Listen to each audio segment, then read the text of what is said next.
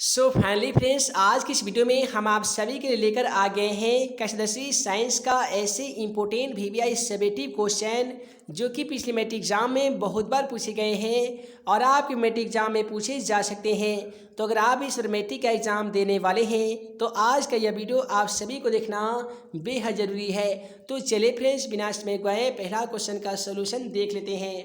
है दोस्तों, आज का पहला क्वेश्चन बायोलॉजी का पहला अध्याय जिसका नाम है जैव प्रक्रम, इसी चैप्टर से ये क्वेश्चन लिया गया है और सवाल में हमसे पूछा जा रहा है कि स्वपोषी तथा विषम पोषी पोषण में क्या अंतर होते हैं।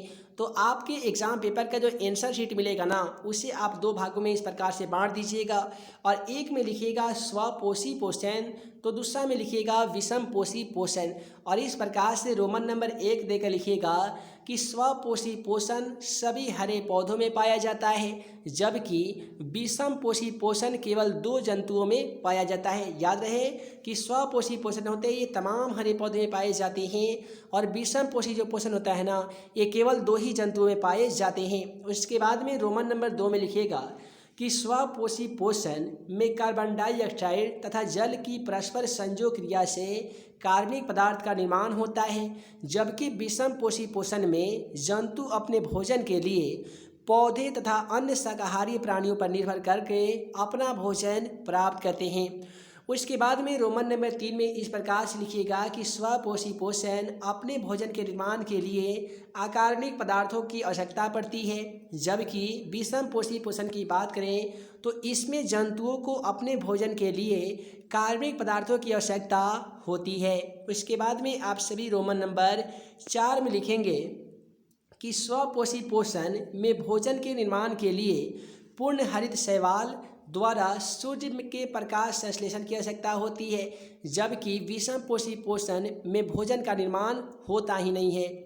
उसके बाद में अगला सवाल क्वेश्चन नंबर 2 को देखिए। क्वेश्चन नंबर 2 में पूछा जा रहा है कि पाचन एंजाइम का क्या कार्य होता है। ऐसे सवाल मैट्रिक एग्जाम पेपर में 2 नंबर में पूछ लिए जाते हैं कि आखिर पाचन एंजाइम का कार्य होते क्या है। तो आसान भाषा में आंसर लिखिएगा कि पाचन एंजाइम का जो कार्य होता है ना, यह भोज्य पदार्थों अर्थात प्रोटीन, वसा, कार्बोहाइड्रेट इत्यादि का पाचन करता है। यानी आसान भाषा में कहे तो पाचक एंजाइम का कार्य होता है मनुष्य के शरीर में पाए जाने वाले तमाम भोज्य पदार्थ जैसे प्रोटीन हो गया, कार्बोहाइड्रेट हो गया, वसा हो गया, ये सभी पदार्थों का क्या करना, तो पाचन करना। जैसे पेप्सिन तथा सेलेस्मा का स्राव भोजन को आमाशय में पचाने का कार्य करता है। हाइड्रोक्लोरिक अम्ल पेप्सिन एंजाइम की क्रिया की सहायता करता है। सेलेस्मा समान परिस्थितियों में आमाशय के अंतरिक्त स्तर में अम्ल की रक्षा करता है। अब यहीं से मैट्रिक के एग्जाम पेपर में ऑब्जेक्टिव सवाल पूछे जाते हैं कि वह कौन ऐसा अम्ल है जो भोजन के पाचन में सहायक होता है। तो आप बोलेंगे कि वो अम्ल का नाम है HCl यानी हाइड्रोक्लोरिक अम्ल, जो भोजन के पाचन में मदद करता है। उसके बाद में अगला सवाल क्वेश्चन 3 कहता है कि मनुष्य में ऑक्सीजन और कार्बन डाइऑक्साइड का परिवहन किस प्रकार से होता है। इसी सवाल को पिछली बार मैट्रिक के एग्जाम पेपर में पूछा गया था कि मनुष्य में CO2 यानी कार्बन डाइऑक्साइड और O2 यानी ऑक्सीजन गैस का परिवहन किस प्रकार से होता है। या ऐसे भी सवाल पूछा जा सकता है कि मनुष्य में ऑक्सीजन और कार्बन डाइऑक्साइड का आदान प्रदान किस प्रकार से होता है। प्रत्येक स्थिति में क्वेश्चन का सही जवाब लिखेंगे आप कि मनुष्य के शरीर में ऑक्सीजन तथा कार्बन डाइऑक्साइड गैस का परिवहन रक्त में उपस्थित हेमोग्लोबिन नामक वर्णक की मदद से होता है। यानी मानव के शरीर में ऑक्सीजन यानी O2 और CO2 का जो परिवहन है ना, वो किसके माध्यम से होता है, तो तमाम मनुष्य के रक्त में हेमोग्लोबिन पाया जाता है, जिसके कारण मनुष्य के रक्त का रंग क्या होता है, तो लाल होता है। तो इसी के मदद से मनुष्य के शरीर में परिवहन की क्रिया की जाती है। अब ये क्या होता है कि यह वर्णक फेफड़े के वायु कोश में उपस्थित वायु से ऑक्सीजन को ग्रहण कर लेता है और इसे शरीर के अन्य कोशिकाओं में वितरित कर देता है, यानी अन्य कोशिकाओं को भी ऑक्सीजन दे देता है और पुनः उपापचय क्रिया के फलस्वरूप उत्पन्न कार्बन डाइऑक्साइड गैस को ग्रहण कर रक्त के परिवहन द्वारा फेफड़े तक पहुंचा देता है और फेफड़े द्वारा इस कार्बन डाइऑक्साइड गैस को शरीर से बाहर निकाल दिया जाता है। इस प्रकार से मानव के शरीर में CO2 और O2 का परिवहन होता है। अब आसान भाषा में जान लीजिए इसे याद करने का आसान तरीका। तो दोस्तों, मनुष्य के शरीर में ऑक्सीजन तथा कार्बन डाइऑक्साइड, जिसे हम कहेंगे कि CO2 और O2 का परिवहन मुख्यतः रक्त में उपस्थित हीमोग्लोबिन के माध्यम से होता है। अब हीमोग्लोबिन करता क्या है? तो यह वर्णक फेफड़े के वायु कोश में उपस्थित जितने भी वायु होते हैं यानी हवा होती है, जिसे हम लोग ऑक्सीजन कहते हैं, तो ये ऑक्सीजन को ग्रहण कर लेता है और शरीर के अन्य कोशिका यानी शरीर में पाए जाने वाले तमाम कोशिकाओं को ये वितरित कर देता है, यानी बराबर बराबर भागों में ऑक्सीजन को दे देता है। और पुनः उपापचय क्रिया के फलस्वरूप जितने भी कार्बन डाइऑक्साइड बने होते हैं, ये तमाम कार्बन डाइऑक्साइड गैसों को ग्रहण करके रक्त परिवहन के द्वारा फेफड़े तक पहुंचाकर और फेफड़ा को दे देता है। और फेफड़े द्वारा कार्बन डाइऑक्साइड गैस का क्या होता है? नासिका के द्वारा बाहर निष्कासन हो जाता है, यानी बाहर निकाल दिया जाता है। उसके बाद में अगला सवाल कहता है वायवीय श्वसन और अवायवीय श्वसन में अंतर स्पष्ट करिए। आइए जान लेते हैं कि आखिर वायवीय श्वसन और अवायवीय श्वसन में क्या क्या अंतर है। आसान भाषा में लिखिएगा कि वायवीय श्वसन और अवायवीय श्वसन में प्रमुख अंतर निम्नलिखित है। उसके बाद में आपको आंसर शीट में इस प्रकार से 2 भागों में बांट देना है, या आप चाहे तो रोमन नंबर 1, 2, 3, 4 करके भी आसानी तरीके से लिख सकते हैं।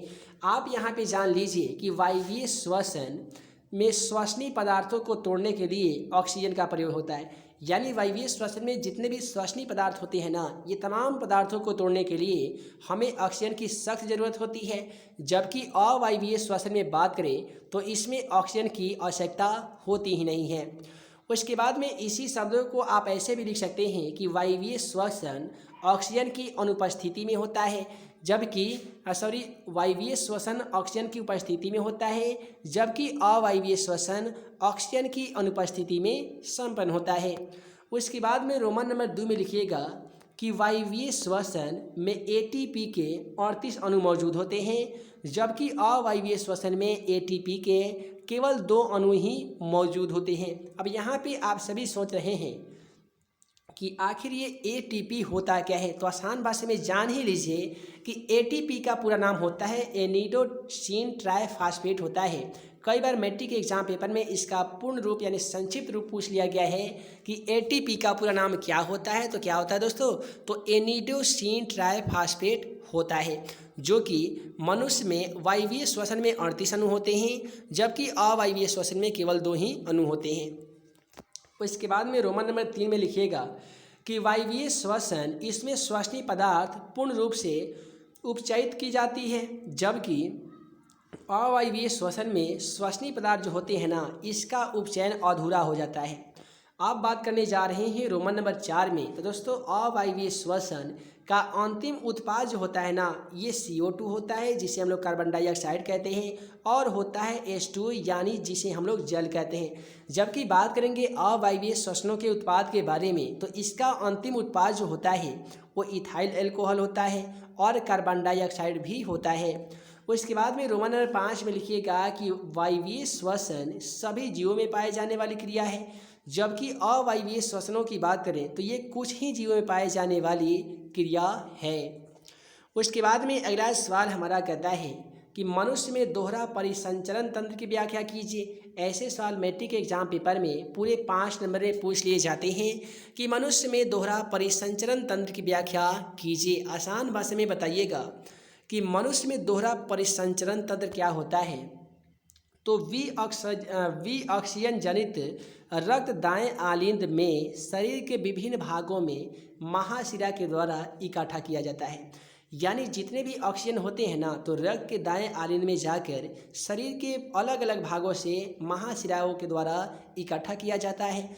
जब दायां आलिंद सिकुड़ता है ना, तो जब ये दायां आलिंद सिकुड़ता है तब यह दायां निलय में चला जाता है, और जब दायां निलय सिकुड़ता है तो यह ऑक्सीजन जो है ना, रक्त फुस्फुसीय धमनी द्वारा फेफड़े में चला जाता है, और फेफड़े में गैसों का विनिमय होता है। यानी फेफड़े में गैसों का क्या होता है दोस्तों? तो आदान प्रदान होता है, यानी विनिमय होता है। यह ऑक्सीजन रक्त ऑक्सीजन जनित होकर फुस्फुसीय धमनी के माध्यम से बायां आलिंद में फिर से चला जाता है, जहाँ आलिंद सिकुड़ता है तो यह ऑक्सीजन रक्त बाएं नीले में चला आता है। अंत में जब बायां नीला सिकुड़ता है तब यह ऑक्सीजन जनित रक्त महाधमनी के माध्यम से शरीर के अलग अलग भागों में फैल जाता है, यानी शरीर के विभिन्न भागों में फैल जाता है। अतः वही रक्त ऑक्सीजन जनित रक्त और ऑक्सीजन जनित रक्त के रूप में हृदय चक्र में हृदय के 2 बार गुजरता है। यह संपूर्ण क्रिया दोहरा संचयन कहलाती है। ठीक है, तो आसान भाषा में इसका स्क्रीनशॉट तो ले ही लीजिए ताकि आप इस आसानी तरीके से इसे याद कर लीजिएगा।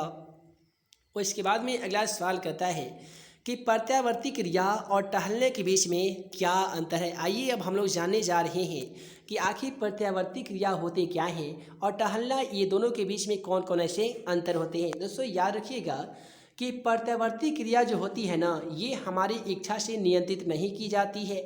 यानी हम कह सकते हैं प्रत्यावर्ती क्रिया जो है ये स्वतः हो जाती है, जिसमें तमाम मनुष्यों का कोई भी नियंत्रण नहीं रहता है।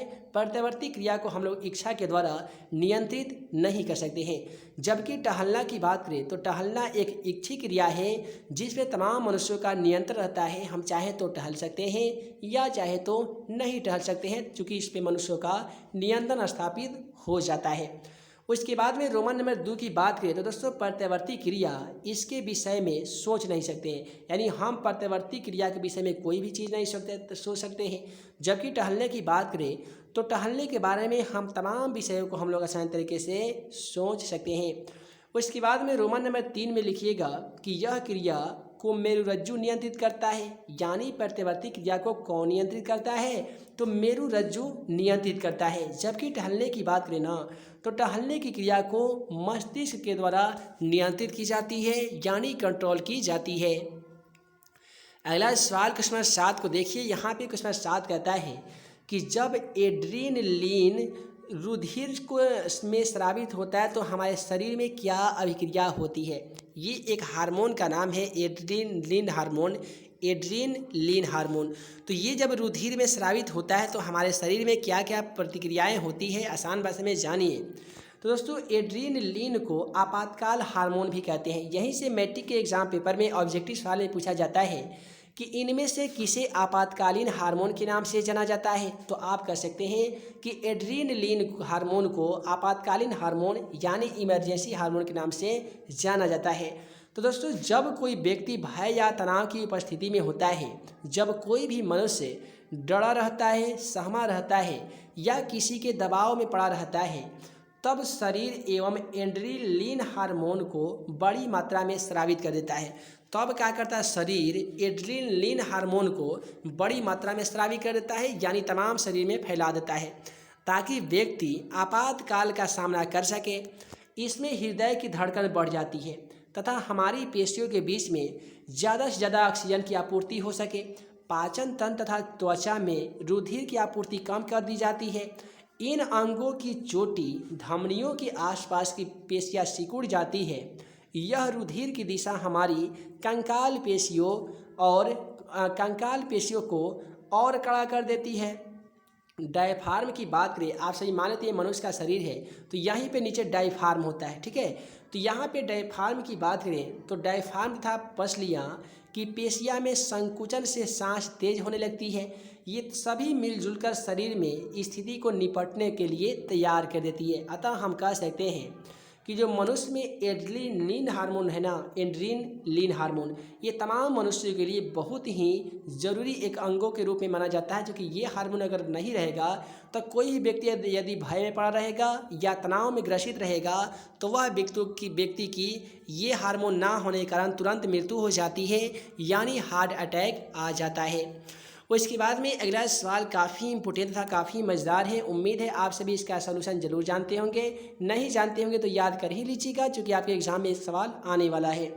यहाँ पे क्वेश्चन 8 कहता है कि आयोडीन युक्त नमक का उपयोग करने की सलाह क्यों दी जाती है। इसी सवाल को पिछली बार मैट्रिक के एग्जाम पेपर में पूछा गया था कि आयोडीन युक्त नमक लेने की सलाह क्यों दी जाती है, या आयोडीन युक्त नमक तमाम मनुष्यों के लिए किस प्रकार से लाभदायक है। प्रत्येक स्थिति में क्वेश्चन का सही जवाब इस प्रकार से लिखिएगा। दोस्तों, थायरॉक्सिन हार्मोन बनाने के लिए आयोडीन की आवश्यकता होती है, यानी मनुष्य के शरीर में पाए जाने वाले हार्मोनों में से थायरॉक्सिन हार्मोन भी एक हार्मोन है। अब इसे बनाने के लिए आयोडीन की आवश्यकता पड़ती है, यानी नमक की आवश्यकता हमें पड़ती है, क्योंकि थायरॉक्सिन हार्मोन शरीर के वृद्धि के संतुलन के लिए आवश्यक होता है। यहीं से मैट्रिक के एग्जाम पेपर में ऑब्जेक्टिव सवाल पूछे जाते हैं कि इनमें से कौन सा हार्मोन मनुष्य के वृद्धि हार्मोन के रूप में जाना जाता है। तो ये हार्मोन का नाम है थायरॉक्सिन हार्मोन। यदि हमारे शरीर में यदि हमारे भोजन में आयोडीन की कमी रहेगी तो हम गलगंड, ग्वाइटर अथवा घेंघा रोग से ग्रसित हो जाते हैं। यहाँ से भी एक क्वेश्चन बनता है कि आयोडीन युक्त नमक के कारण, यानी आयोडीन युक्त नमक के कारण कौन सी बीमारी का सामना करना पड़ता है। तो वो होता है ग्वाइटर या घेंघा। और इसी सवाल को मैट्रिक के एग्जाम पेपर में पूछ लिए जाते हैं ऑब्जेक्टिव में कि आयोडीन के कमी से होने वाला रोग कौन सा है। तो वो है गलगंड, ग्वाइटर या घेंघा रोग। दोस्तों, इस बीमारी का लक्षण क्या होता है। तो फूली हुई गर्दन या बाहर की ओर उभरे हुए नेत्र गोलक हो जाते हैं। इस रोग से बचने तथा आयोडीन के शरीर के कमी से दूर करने के लिए ही आयोडीन युक्त नमक लेने की सलाह दी जाती है। उम्मीद है आप सभी आसानी तरीके से तो समझ ही गए होंगे। आप इसका भी स्क्रीनशॉट लेके याद कर सकते हैं, या आप डिस्क्रिप्शन बॉक्स में दिए गए लिंक को क्लिक करके इस PDF को आसानी तरीके से डाउनलोड कर सकते हैं। उसके बाद में अगला सवाल क्वेश्चन 9 कहता है कि ओजोन क्या है, यह परितंत्र को कैसे प्रभावित करता है। तो आसान भाषा में कहे तो दोस्तों, ओजोन O3 के अणु ऑक्सीजन के 3 परमाणु से बनते हैं। ओजोन की परत सूर्य से आने वाली परावैंगनी किरणों को पृथ्वी को सुरक्षा प्रदान करती है। यह परावैंगनी किरणें पृथ्वी पर पहुंचती है ना, तो व्यक्ति में त्वचा रोग, कैंसर तथा मोतियाबिंद तथा अन्य इसी प्रकार से रोग उत्पन्न करने लगते हैं। यह वायुमंडल में किलोमीटर ऊंचाई तक पाया जाता है, 50 किलोमीटर से लेकर 15। अतः ओजोन हमारे परितंत्र के लिए काफ़ी आवश्यक है। आसान भाषा में कहे तो दोस्तों, ओजोन परत का जो O3 को हम लोग ओजोन कहते हैं, जो ओजोन का आणविक सूत्र होता है। इसमें O3 का मतलब ही होता है ऑक्सीजन की 3 परमाणु पाए जाते हैं। ओजोन परत यदि न रहेगा ना, तो वायुमंडल से परावैंगनी किरण पृथ्वी पर आ जाएगी, जिससे तमाम मानव जाति के लिए एक बहुत ही बड़ी संकट की घड़ी आ जाएगी, क्योंकि मनुष्यों में त्वचा रोग, उसके बाद में कैंसर रोग, मोतियाबिंद जैसे तमाम बीमारियों का सामना करना पड़ सकता है। अतः ओजोन परत से हमें तमाम मनुष्यों की सुरक्षा प्रदान की जाती है, ताकि ये जितने भी कैंसर रोग हो गया, त्वचा रोग हो गया, मोतियाबिंद हो गया, ये सभी बीमारी से बचने का जो मेन कवच के रूप में काम करता है वह है O3 ओजोन, जो वायुमंडल के सबसे ऊपरी सतह में पाया जाता है।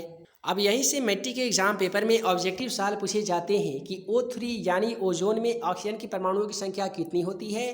तो आप कह सकते हैं कि 3 होते हैं। फिर बोला जाएगा कि ओजोन परत पृथ्वी को किससे सुरक्षा प्रदान करता है। तो आप कह सकते हैं कि सर परावैंगनी किरणों से सुरक्षा प्रदान करता है। फिर बोला जाएगा कि ओजोन परत कहाँ पाया जाता है।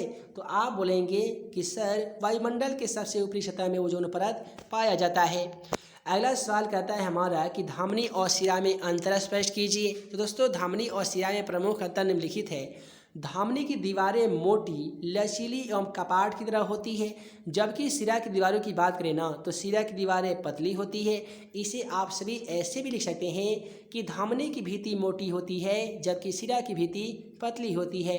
अब हम बात करने जा रहे हैं रोमन नंबर 2 में। तो धमनी रुधिर अत्यधिक दबाव एवं गति के साथ प्रवाहित होता है, जबकि शिरा की बात करें तो शिरा में रुधिर जो है ना, ये कम दबाव के साथ धीरे धीरे प्रवाहित होता है। उसके बाद में आप यहाँ पे ऐसे भी लिख सकते हैं कि धमनी की भित्ति, धमनी द्वारा शुद्ध रक्त का प्रवाह होता है, जबकि शिरा द्वारा शुद्ध रक्त का भी प्रवाह होता है। अगला सवाल कहता है ऋतुस्राव क्यों होता है। दोस्तों, ऋतुस्राव क्यों होता है। तो यदि अंडे शरीर नारी में निषेचन नहीं हो तो अंड कोशिका लगभग 1 दिन तक जीवित रहती है। अंडाशय हर महीने एक अंड का मोचना करता है और निषेचन अंड की प्राप्ति हेतु गर्भाशय भी हर महीने तैयार रहती है। इसीलिए इसे अंतः भित्ति मौसल एवं स्पंजी हो जाती है।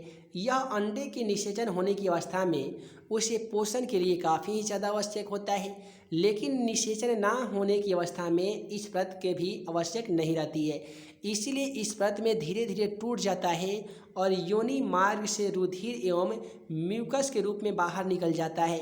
इस चक्र में लगभग 1 मास का समय लगता है। इसे ही ऋतुस्राव कहा जाता है या रजोधर्म भी कहते हैं। इसकी अवधि 2 से लेकर 8 दिनों की होती है। अब इसे आसान भाषा में कहें तो आप तमाम छात्र एवं छात्राएँ बच्चे तो नहीं रह गए हैं जिसे समझाना होगा। आप तमाम छात्र एवं छात्राएँ जान गए होंगे ऋतुस्राव के मतलब जो महीना आता है जिसे हम लोग एमसी कहते हैं या पीरियड्स कहते हैं, उसी क्वेश्चन को बोला गया कि ऋतुस्राव क्यों होता है, यानी पीरियड्स जो है ना, महीना जो है जिसे हम लोग एमसी कहते हैं, ये क्यों होता है। तो इसका होने का मेन रीज़न है कि यदि अंडे शरीर नारी में निषेचन नहीं होगा तो अंड कोशिका लगभग 1 दिन तक जीवित रहती है। अंडाशय हर महीने अंड का मोचना करने के लिए तैयार रहती है। अब यहीं से मैट्रिक के एग्जाम पेपर में सवाल पूछे जाते हैं कि स्त्रियों में रज्जु मार्ग जो होता है या ऋतुस्राव होता है ये कितने दिनों का होता है, तो ये 2 से लेकर कम से कम 8 दिन तक होता है। यानी एमसी का जो कार्यकाल है ना, ये कई कई ऐसे लड़की का होता है जो 2 दिन में ख़त्म हो जाता है, किसी का 5 दिन रहता है, किसी का 4 दिन रहता है, ज़्यादा से ज़्यादा 8 दिन रहता है। यदि किसी लड़की के ये जो अगर मासिक चक्र धर्म की बात करें तो अगर किसी को मंथ में अगर 2 बार या 3 बार आ जा रहा है तो समझ लीजिए कि उसका कोई ना कोई बीमारी से वो ग्रसित है। अब यहाँ से सवाल एक और बनता है कि यहाँ पे ऋतुस्राव जो होता है ये कितने दिनों के बाद में होता है, तो ये 28 दिनों के बाद में होता है और 2 से लेकर 8 दिनों के बीच में तक ये रहता है। उसके बाद में अगला सवाल है हमारा कि जाइलम और फ्लोएम में अंतर स्पष्ट कीजिए। आसान भाषा में बताइएगा कि जाइलम की कोशिका मृत होती है जबकि फ्लोएम की कोशिका जीवित होती है। जाइलम द्वारा खनिज लवण एवं जल का स्थानांतरण की जाती है जबकि फ्लोएम द्वारा खाद्य पदार्थों का स्थानांतरण होता है। जाइलम जल एवं घुनित लवणों का ऊपर की ओर होता है जबकि फ्लोएम द्वारा का जो बहाव है ना ये दोनों तरफ होता है। जाइलम खाद्य पदार्थ का परिवहन एक साथ ऊपर से नीचे की ओर करता है जबकि फ्लोएम खाद्य पदार्थों का परिवहन ऊपर नीचे दोनों की ओर एक साथ करता है। इस प्रकार से आप जाइलम और फ्लोएम में आसानी तरीके से अंतर स्पष्ट कर सकते हैं। तो उसके बाद में एक आखिरी क्वेश्चन देख लीजिए। बोला जा रहा है पर्यावरण मित्र बनाने के लिए आप अपनी आदतों में कौन सी परिवर्तन ला सकते हैं। तो दोस्तों पर्यावरण मित्र बनाने के लिए हम अपनी आदतों में निम्नलिखित प्रकार से परिवर्तन ला सकते हैं। वह परिवर्तन कौन कौन से हैं। तो पहला परिवर्तन है ऊर्जा का न्यूनतम उपयोग करें। जब आवश्यकता ना हो तो बल्ब तथा पंखा को ऑफ कर दें। इसके बाद में रोमन नंबर 2 में लिखेंगे कि हम कूड़े कचरे को जगह जगह पे नहीं डालना चाहिए बल्कि उसे एक निश्चित जगह या अस्थायी जगह पे डाल देना चाहिए, जैसे कूड़ादान या डस्टबिन हो गया। उसके बाद में रोमन नंबर 3 में लिखेंगे कि आज़ाद निम्नकरणीय पदार्थों के उपयोग में 3R कम उपयोग, पुनः चक्रण, पुनः उपयोग का ध्यान रखें। बाजार जाते समय स्नान के लिए प्लास्टिक की थैली की जगह कपड़े का थैला ले जाना चाहिए। तो इस प्रकार से हम लोग पर्यावरण का मित्र आसानी तरीके से बन सकते हैं। अगला सवाल, अपने घरों को पर्यावरण मित्र बनाने के लिए कौन कौन से कार्य करना चाहिए। तो आइए जान लेते हैं दोस्तों। अपने घरों को पर्यावरण का मित्र बनाने के लिए हमें निम्नलिखित प्रकार से सुधार लानी जरूरी है। पहला सुधार है अपने घर में फूल वाले पौधे लगाना चाहिए। अपने घरों में फूल वाले पौधे लगाना चाहिए, इससे पर्यावरण शुद्ध होता है। कूड़े को जगह जगह पर डालकर कूड़ेदान की व्यवस्था करनी चाहिए, यानी जितने भी कूड़ा कचरा होते हैं, घर के जितने भी साजो सामान होते हैं, इसे अलग अलग जगहों पे ना फेंक कर एक निश्चित जगह पे कूड़ेदान में डालना चाहिए। इससे हम अपने आप को पर्यावरण का मित्र बन सकते हैं। प्लास्टिक की थैली का प्रयोग ना करके कपड़े के थैले का प्रयोग करना चाहिए। जल का व्यर्थ में उपयोग नहीं करना चाहिए, यानी जल का अतिदोहन नहीं करना चाहिए। इस प्रकार से हम लोग तमाम मनुष्य पर्यावरण का मित्र आसानी तरीके से बन सकते हैं। उम्मीद है आज का यह वीडियो आप सभी को पसंद आया हो। पसंद आया हो तो वीडियो को लाइक जरूर कीजिएगा। साथ ही चैनल पर नए होंगे तो चैनल को सब्सक्राइब करने के साथ बेल आइकन को दबा दीजिएगा, ताकि ऐसे ही आने वाली मैट्रिक बोर्ड एग्जाम के लिए तमाम वीडियो लेक्चर आप सभी के पास पहुँच सके और आप उसे याद करके मैट्रिक के एग्जाम पेपर में अच्छा से अच्छा मार्क्स ला सके। जितने भी छात्र अभी तक मैथ एंड मैजिक टिप्स का ऑफिशियली मोबाइल एप्लीकेशन को इंस्टॉल नहीं किए हैं तो डिस्क्रिप्शन बॉक्स में दी गई लिंक को क्लिक करके आप हमारा मोबाइल ऐप को डाउनलोड कर सकते हैं। साथ ही questionforexam.com पे जाके सभी सेट का ऑनलाइन टेस्ट देकर वहाँ से भी PDF फ्री में डाउनलोड कर सकते हैं। तो ये दोस्तों, हम जल्द मिलेंगे अगले वीडियो में नए VVI क्वेश्चन के साथ। तब तक के लिए वीडियो क्लिप बहुत बहुत धन्यवाद।